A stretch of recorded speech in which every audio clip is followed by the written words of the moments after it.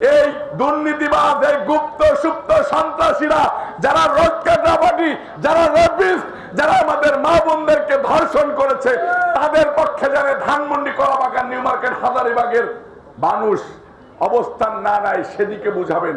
আমি বলি ওদেরকে একদম, আমার মনে হয় ইবলিসের প্রেতাত্মা ওরা।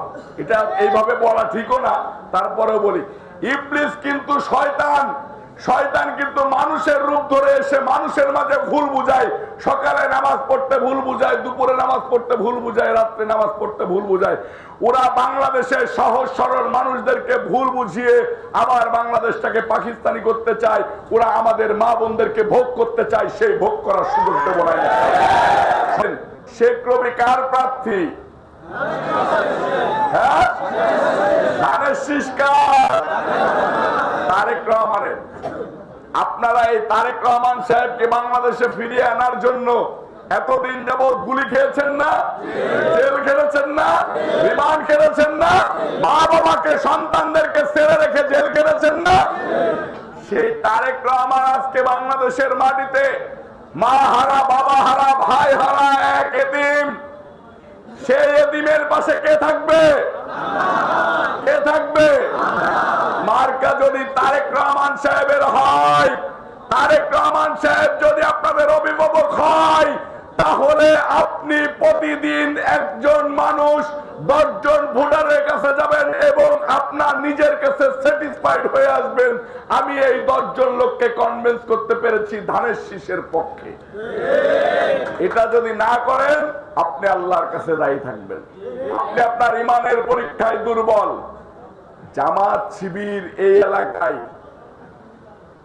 কালো টাকার ছড়াছড়ি করতে চাচ্ছে, বিকাশ নাম্বার নিচ্ছে।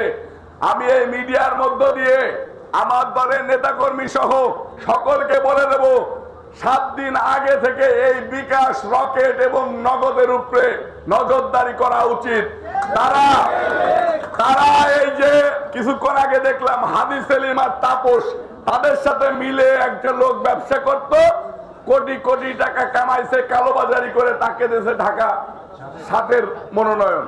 ঠিক একই ভাবে ঢাকা 10-এও দিছে এই দুর্নীতিবাজ, এই গুপ্ত সুপ্ত সন্ত্রাসীরা, যারা রক্ষাকারী, যারা রেপিস্ট, যারা আমাদের মা বোনদেরকে ধর্ষণ করেছে, তাদের পক্ষে যারা ধানমন্ডি, কলাবাগান, নিউ মার্কেট, হাজারীবাগের মানুষ অবস্থান না নেয়, সেদিকে বুঝাবেন। ভুলরা আমি বলি ওদেরকে একদম, আমার মনে হয় ইবলিসের প্রেতাত্মা ওরা। এটা এইভাবে বলা ঠিকও না, তারপরেও বলি ইবলিস কিন্তু শয়তান। শয়তান কিন্তু মানুষের রূপ ধরে এসে মানুষের মাঝে ভুল বুঝায়। সকালে নামাজ পড়তে ভুল বুঝায়, দুপুরে নামাজ পড়তে ভুল বুঝায়, রাত্রে নামাজ পড়তে ভুল বুঝায়। ওরা বাংলাদেশের সহজ সরল মানুষদেরকে ভুল বুঝিয়ে আবার বাংলাদেশটাকে পাকিস্তানি করতে চায়। ওরা আমাদের মা বোনদেরকে ভোগ করতে চায়, সেই ভোগ করার সুযোগ দেব না।